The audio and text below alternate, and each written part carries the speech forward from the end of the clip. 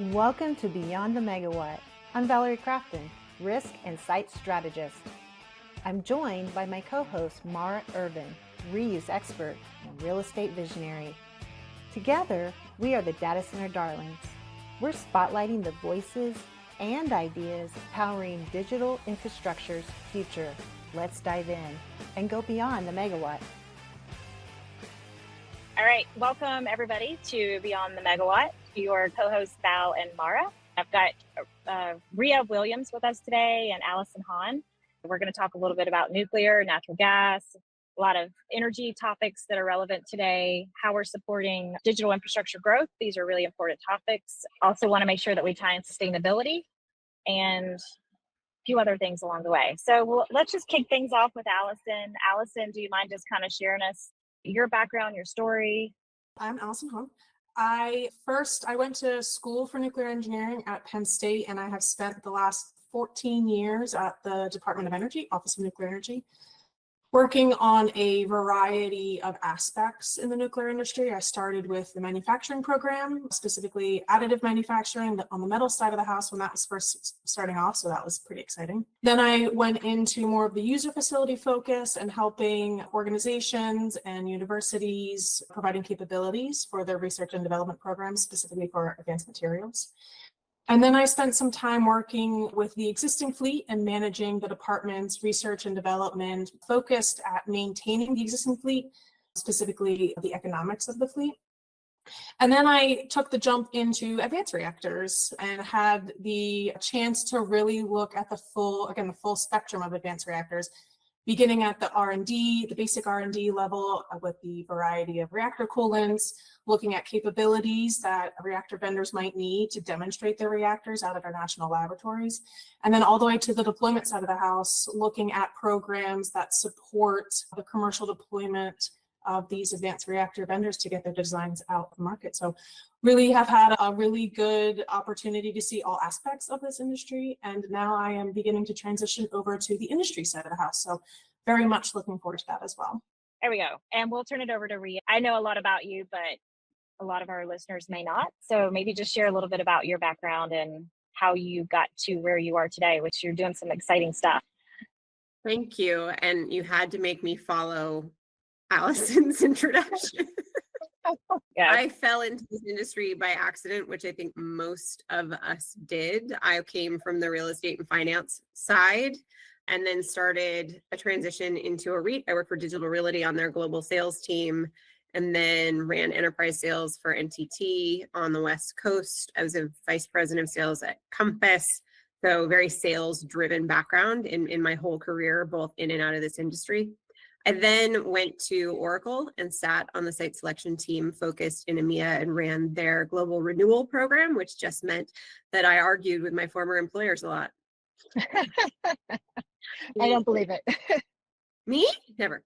I have the distinct pleasure of being Mara's partner in I Am Women and running the Americas, and Valerie runs the Phoenix division for me. So I'm in well familiar and loved company. About 2 years ago, a little over 2 years ago now, a former client of mine who had been in legal land development that focused some in power and some in digital infrastructure came to me and said, I'm seeing this trend both globally, which buying in EMEA, I definitely saw the moratorium on power both in Frankfurt and Amsterdam, and we started seeing it at Dominion, and that we needed to take a very different approach to how we were going to be powering the digital infrastructure, and that it was going to have to come to the power rather than the power going to it, and just going and getting a load letter wasn't going to suffice anymore. And we really started digging into what building our own behind the meter infrastructure would look like. That of course turned to natural gas as the short-term solution. And here we are building digital infrastructure parks, incorporating manufacturing and industrial, along with the data centers so that we can drive economic development and jobs and all the ancillary things that you're going to need to build a gigawatt campus, because I don't think people actually understand what it takes to build anything of that scale, because we throw that term around a lot, but it hasn't actually been done. And that's the circus that I'm in now. I love it. Well, you offer a very unique perspective coming from the end user. So we talked about a lot about the moratoriums and things like that, but you probably had your eyes on a lot of outdated infrastructure, and you probably saw this coming from that side of the fence, and now you're on this side. So that kind of leads us into why we're here, right? Now we have demand. We're trying to figure out what capacity really looks like. We're creating all these bridged options to kind of level the playing field and at least get us somewhere until we are really set up to really be able to meet those demand requirements. But kind of walk us through where you see the opportunity for us to really start today to kind of get at least make some headway with this tension that we're starting to see. We're in a crisis right now, right? I mean, an energy crisis. And so we really need to start thinking about what is a today's solution, and then start thinking about, well, then if nuclear is not today's solution, and Alison will get into that, right? And what that down the road looks like, how are we supporting today's solution in the crisis from your perspective, Rhea? I think that as an industry, we have finally all come together and are in alignment that natural gas is the temporary solution to staving off this crisis. I don't think it's permanent. I think we need to move more into Alison's world, and that's what we're hoping to do on our campuses as well. But I think we've all come together to agree that there is an abundance of natural gas in this country. This technology has been around forever. It may be new to our industry, but building power plants isn't new to a lot of people. And I think what we're trying to do at E3, and I think a lot of people are trying to do, is kind of really quickly scale the learning curve of how do we take this existing technology, what the data center owner operators and end users are used to consuming, and build something in between that is delivering power that understands the necessity for resiliency and redundancy, because we have to get rid of all of the diesel gen, and we know that, and there is the capability to do that with natural gas, and really helping develop these land parcels. So it's that sort of coming together of the digital infrastructure, the oil and gas industry, and land development all in one big piece. Now, I've heard a lot about folks who are doing this, and they're saying, hey, we'll build it, but we'll lease it to you. They don't actually own it. Now, what you all are doing a little bit different. They actually own it when it's done, right? That depends. So we have sort of a myriad of different ways that we can engage, but on our parks where we own the land, specifically in Utah, we have the ability to, because of legislation that was just passed, we can actually in a regulated market sell electrons across property lines, which is not the usual and the normal. And Governor Cox has worked really, really hard for this initiative. We will sell the land. We're building all of the power infrastructure and do a PPA just the exact same way that you would engage with a public utility, except we don't have to become a public utility. Now, there are other ways that we're open to doing some JV on different projects. We're open to different sources of capital. And if someone wants to use their own balance sheet in order to build it out and do a PPA that way, we're happy to do so. But generally speaking, the business model on our own sites is a land sale with a PPA.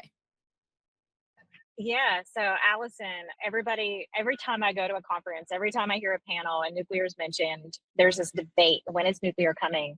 So I'm not going to put you on the spot and you don't have to give me your answer of that in particular, but can you tell us where we're at in terms of how we can approach nuclear for, let's just say we've got some listeners who are actually looking at nuclear for their sites. Where do they start, and where do you see us getting traction today? Yeah, so nuclear is not as far away as some might think. We've had a lot of progress in the last couple of years, and I really truly think that 2026 is going to be the year that you're going to see a lot of movement, I'll say, for lack of a better word.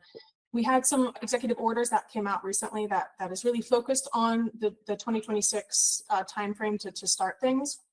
So I'll just kind of walk through a couple of items to look forward to. And so on the federal government side of the house, there are, I mentioned, some testing capabilities that are being made available for reactor vendors. And so We have the DOME testbed, the demonstration of microreactor experiments testbed. We have 2 vendors that are going to go into that starting in 2026. So that's something that you'll be able to see a reactor turn on and operate for however long that experiment goes for.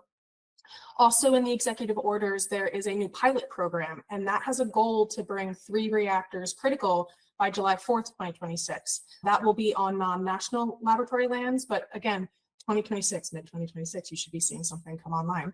We also have a number of announcements at universities and states looking to deploy advanced reactors. You mentioned Utah a little bit earlier. Their San Rafael Energy Campus announced their intent to demonstrate a microreactor again in 2026. Texas A&M is also moving forward on some of their work with their RELIS Proving Ground. And then in actual construction, dirt is being moved, commercial plants are being built. I'll start with Kairos, their Hermes and Hermes 2 reactor going down in Oak Ridge, Tennessee. Nuclear construction is being started down there. TerraPower's Natrium reactor in Kemmerer, Wyoming is also starting on their construction. They're expected to come online in the next few years. And then to the north in Canada, the BWX 300 just got their approval to begin construction at their OPG Darlington site. And so there is a lot of movement in industry right now, and we should be seeing these reactors come online a lot sooner than some might think. So I immediately start thinking about how when someone thinks about nuclear, if they don't have the education behind that, that feels scary. Like, I'm going to have nuclear in my backyard next to my neighborhood. This is the future of power. How important is the education and the community outreach around that? Communication and community outreach is absolutely important as these vendors go out and look at siting possibilities. There is a lot of movement and a lot of recognition that those conversations need to be had early and often.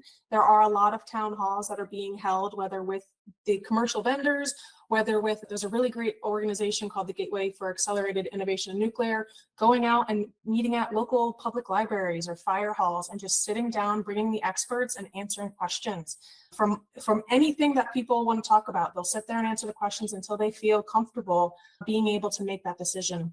And again, you're seeing it across the spectrum of nuclear energy, whether it's the front of the fuel cycle operations or the back end as well. It's just being available and asking those questions. The nuclear industry historically hasn't always been very outward facing.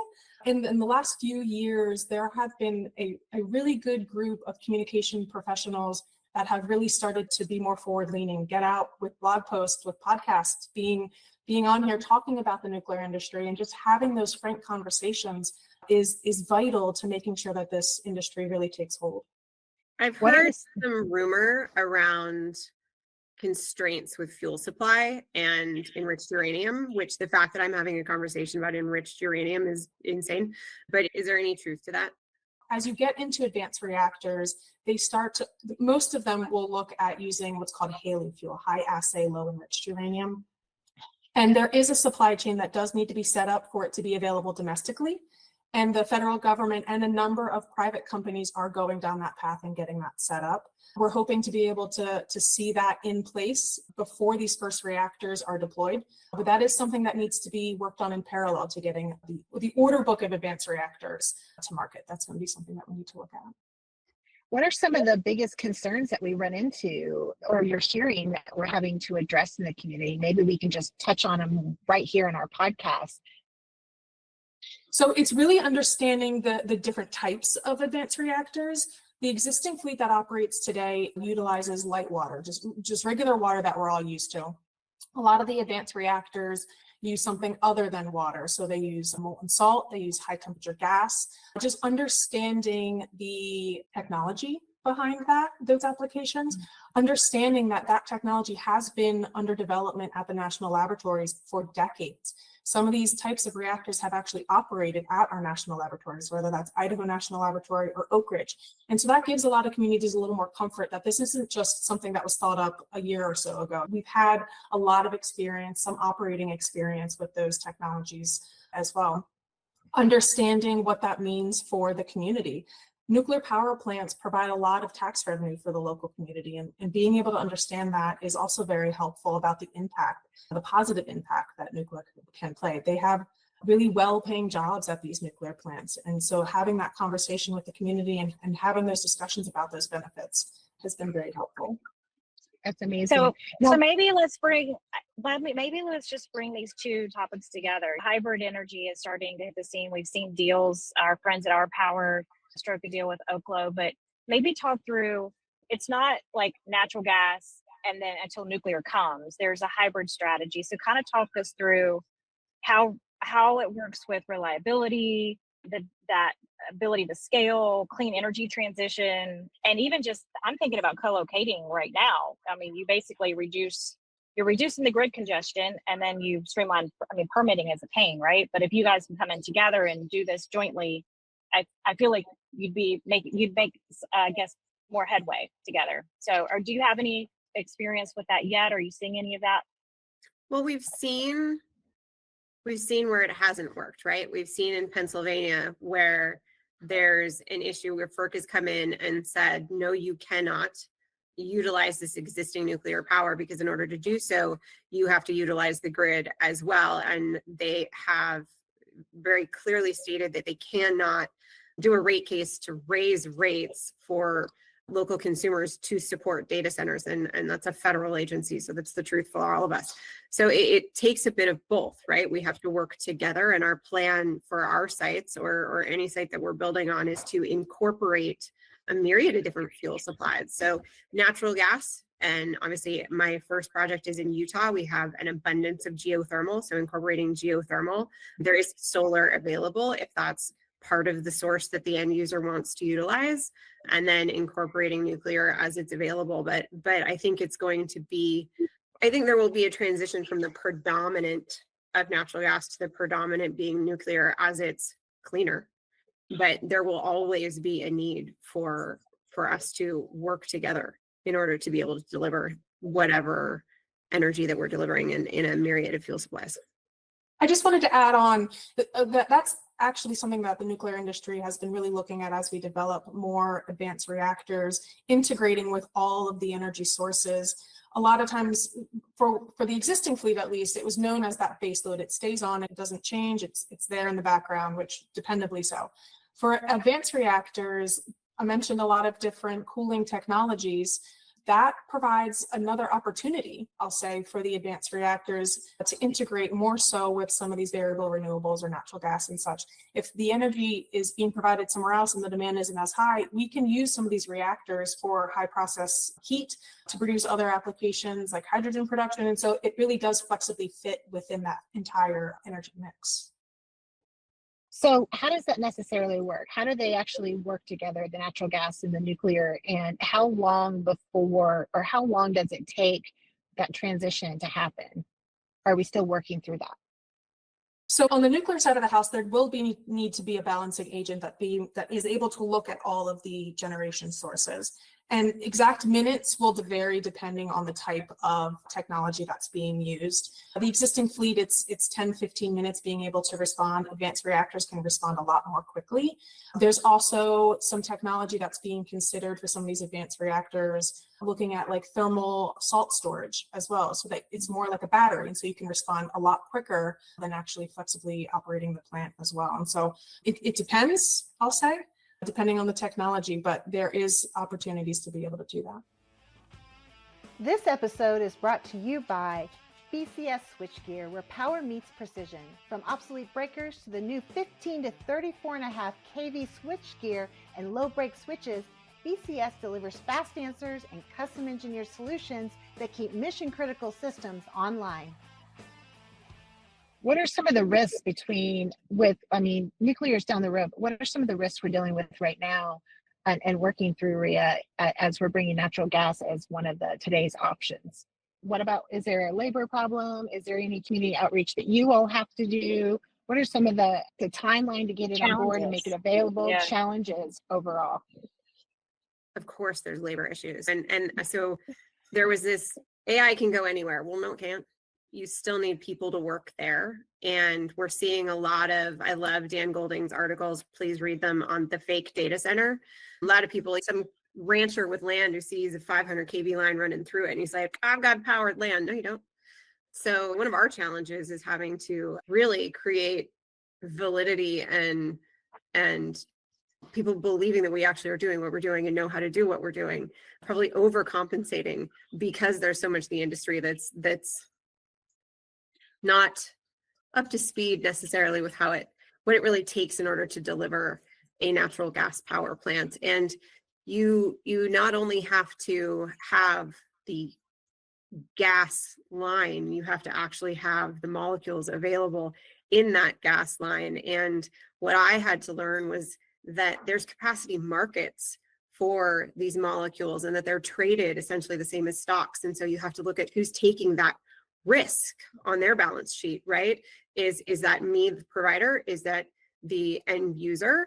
And so we've kind of designed our PPAs in order to split that risk in between. But these are all things that, coming from the data center background, I didn't understand any of this. And then you add into that, you can't just drop 2 huge combined cycles and plug in and say, here, ready, go. There's a need for resiliency and redundancy, and they have different startup times and they have different efficiency levels, right? Like, so we're starting with recips engines because we're at super high altitude with really low humidity. And we've also looked into all the load variants that you need for these AI loads, right? We're spiking and dropping really quickly. And so do you need capacitors? Do you need BESS? Do you need all these other different things that we haven't contemplated yet? And I think that we've done a good job of finding a turnkey solution, but I think that there's so much more that needs to be thought through that hasn't been as of yet. But again, we're in reactive mode. This isn't thinking and planning and methodically laying out what is necessary for the industry to be successful. We're all acting like our pants are on fire. So there will be mistakes made, and I think there will be some overspending and overbuilding, but we shall see. Yeah, and I was just going to add to that, on the projects that I've been on, it's the legislation, it's the permitting, it's who's going to pay for it. I will definitely agree to say, if we're out building data centers, we don't want to build natural gas plants. We don't want to build SMRs. And so I think leaning into our partners has been, everybody wants to own something, right? Because it's, I guess in their minds, they're thinking, well, if we can own and operate it, then it would be cheaper, right? But it's not that easy. There's a lot of different things, but kind of keeping that stuff separated. And then, so I guess maybe Rhea and Alison both, where do you get involved with the regulations and lobbying for change? I mean, do you see yourself getting involved in some of that today? Yeah, so on the nuclear side of the house, the regulations space is one of those areas that needs to be resolved. The NRC has historically been slower in approving reactor designs and applications, but again, we're seeing significant tailwinds when it comes to the Nuclear Regulatory Commission. They are seeing very fast timelines as they go through some of those construction permit applications I mentioned earlier. And they're also looking at reducing timelines to as little as 6 months for microreactors. They are seeing what is feasible, what is possible for nth of a kind, I'll say. Being able to get those licenses and applications approved 6 months would be astronomical industry. I think we're going to see continued adoption in regions, states where the regulatory environment is more friendly to our industry, this industry, the power industry growing. We are not going to see this in California, and that's okay. But there are certain states, even outside of ERCOT, where we're seeing this move forward. Big movement in Utah towards pushing for power generation in state. I think Ohio is probably next in line to adopt something similar to what Utah's done. So Alison, can you walk me through, just for the layman, right? So we've got all these reactors being placed across the country and all these pilots and all this stuff that's happening. How does that translate into, let's say we have a data center developer who's considering SMR, like what does that process look like from this pilot stage to actually taking that, and what's the quickest path? I guess that's my question too, is what is the quickest path to start getting new projects approved? I don't know if that makes sense. It does. So there are a number of paths for getting nuclear technology through the Nuclear Regulatory Commission. There's Part 50, Part 52, and a new licensing strategy that's going to be called Part 53, focusing on the pathways that are available right now. So you have Part 50. A vendor can come in, or an owner will come in, and they apply for a construction permit application, is what that's called. And the NRC will review it. And that gives the approval to start beginning nuclear construction, laying the actual concrete, building the reactor pressure vessel that the reactor will sit in and the building that goes around it. After they have done that, then they go back and submit an operating license application. And then they actually have approval to begin operations from the NRC once they have that approval. So that's one way to do it. That gets the technology out to market a lot faster. There's another pathway that you can use. It's called Part 52, and that is the combined operation license application. And so essentially it's the construction permit and the operation license put together into one application. There's a little more time on the front end of everything to get everything approved at once, but then it does reduce some of the risk on the back end, because then you haven't built a plant and then still waiting for a license to operate it. You've gotten everything at the start, and then you go through construction and immediately into operation without having to go through another application process. Yeah, and then you don't have that lag. So so am I hearing that the operations part may be a little more challenging? No, it's not necessarily more challenging. It just does add a risk to the process. You are waiting for the regulator to go back and approve an operation license.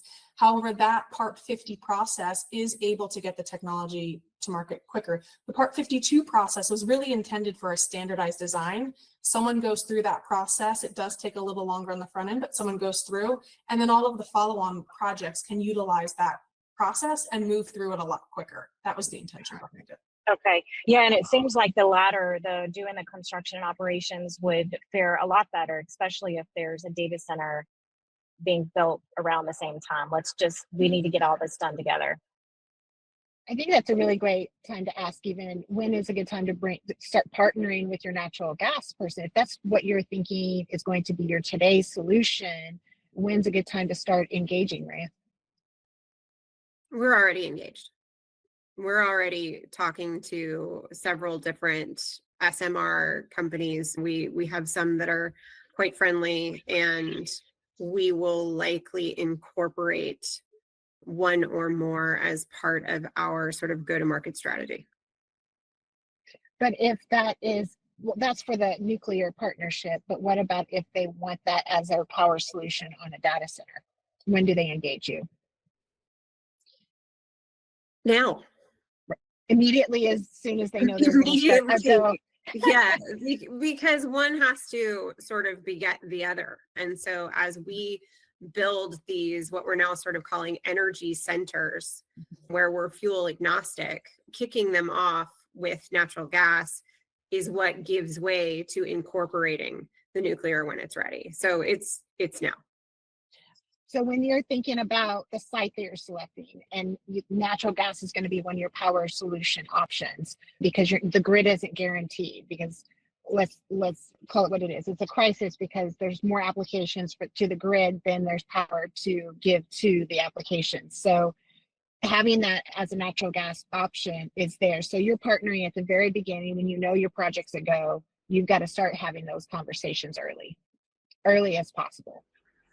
Absolutely. And one of my favorite people who I think understands both sides of the business better than anyone is Mike Donahue, who's now at Oklo. And I was on a panel with him. I was moderating a panel with him over 3 years ago, where he predicted this and said that the industry is going to have to move to the power, right? And we have to start thinking about where we want to go and where we want to head for permanent solutions and what the steps are in order to achieve it. And that there are other countries around the world that have already done this and done it better than we have. How does this play into some of the sustainability right now? And has any of the beautiful bill impacted anything? The sustainability aspect, I was actually just on a panel when we were in France talking about, given our big, beautiful bill, and does that mean that we're abolishing sustainability? But the reality is Google, Microsoft, AWS, Meta, are all global companies, and they all still have global sustainability mandates that we need to adhere to, even here in the US, regardless of the powers that be and their decisions around it. Now, it may have given us some regulatory freedom that we didn't have otherwise, which I'll appreciate, but we have to start looking at that. And there's all these misconceptions, right? I've had so many people come to me and be like, oh, it's natural gas, it's fossil fuels, and we'd really rather have grid connectivity. And I'm like, do you know what the mix of power is on your grid? Because it's mostly coal. And the solar and the wind that you have is not prime power. You can't utilize it that way. So there's a lot of misconception there from a sustainability standpoint. There's also a lot of different ways that you can mitigate your emissions from a natural gas standpoint. We're working with vertical farming, and we're working with waste heat, and we're working with all the different ways that we can incorporate that into the parks that we're on that have manufacturing that can utilize all of those different things. So I think that it's a bigger conversation. It requires a lot of education into what the realities are of this. It being sustainable is personally important to me. And that's also one of the reasons why we're pushing for nuclear to be adopted as fast as possible. That's right. That's right. I love it. Now we're coming up to the end here, but I just want to, before we jump into our audacious question, any last comments that we haven't kind of talked about that you think would be important for our listeners to hear before we move into that? Any last comments, Rhea? I think that we think about this as a digital infrastructure or a data center issue. It's not. We are in a power crisis in this country for the people at home, for the industrial and manufacturing, for the data center. We have a problem with extreme legacy infrastructure from the transmission that has not been updated in decades. There's so much more going on here than just the AI boom, which is extremely important, but it's not the whole picture. But I think what's important is that the AI boom and digital infrastructure has this insane infusion of capital, and we can use our balance sheets in order to build this generation that we can then share with our greater communities. Yeah, and I think a good example of that is the agriculture industry. The amount of power it takes just to get food to feed all the people around the world is enormous, enormous. And so here we get very focused in on the mission critical and data centers specifically, but that's another really big impact right there. Alison, what would you add as a final comment that we haven't talked about that would be important for listeners to hear? Yeah, just building on that comment there in terms of utilizing the balance sheet of some of these entities, these hyperscalers, they are starting to look at nuclear. We've seen a number of hyperscaler investments into some of the advanced reactor technologies. We've seen a number of PPAs being signed with the existing fleet as well to utilize the assets that are already in place. There is a significant amount of energy that is going to be needed across the nation, whether it's the electricity sector now, transportation, industry. And to get these advanced reactors deployed, there are going to need to be things that also build up alongside it, whether that's the manufacturing supply chain here domestically, whether that's the workforce. We mentioned that earlier. Workforce is needed across a number of industries. And if we're going to bring that all together as these advanced reactors be deployed, we need to see some of those investments now so that we can start to build out the order book of advanced reactors. And that really starts to be able to recognize the economies of scale to be able to get these things deployed on the dollar per megawatt hour that people really do need to see. Awesome. I love it.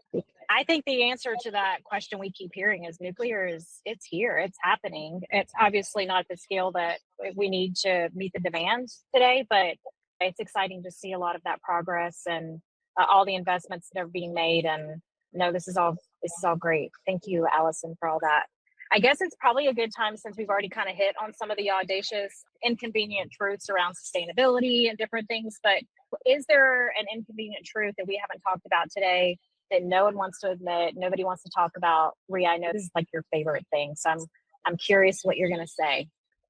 I've been curious as to what I was going to say too. You know that no one is more surprised at what comes out of my mouth than me. I think there's a couple of things that we've already touched on.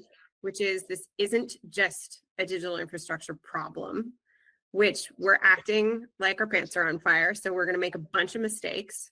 And I can count on my hand, not hands, but hand, the people in this industry who I actually think know what the fuck they're doing. Yep. 100%.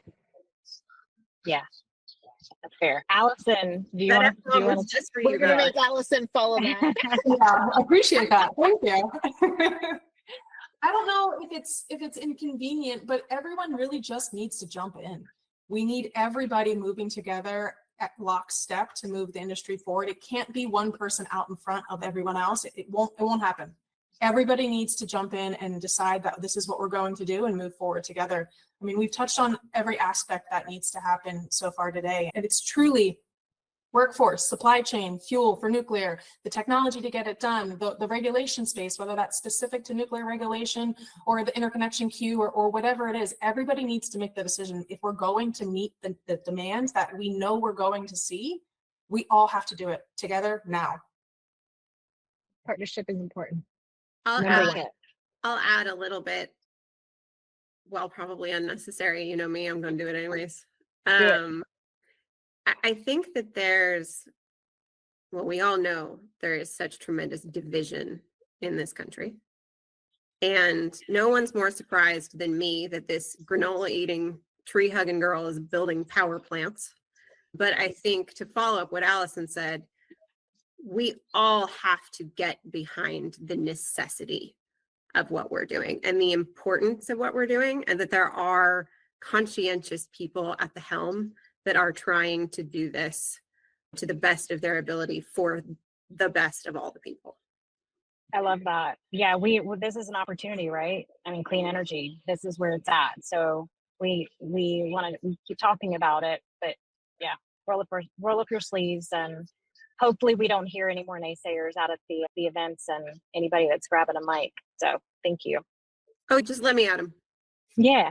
This has been great. And we just appreciate all the knowledge and wisdom on your experience in the industry, both of you, and taking some time to share with us. I feel like there's probably going to be another episode. We need to bring you guys back. We just kind of scratched the surface, but thanks. This has been a great start for this conversation. Yeah. And we really appreciate BCS, our title sponsor, for powering this episode. So thank you so much, Cody. You're awesome. Just another shout out to our title sponsor. And thank you both for being on Beyond the Megawatt. And we're excited to share some of your knowledge and lift your voices. Yeah, and if you're listening in, make sure you just check. We'll have the handles and some information, especially around our sponsors as well. So thank you for that as well. Thank you, ladies. Thank you. All right. Yeah.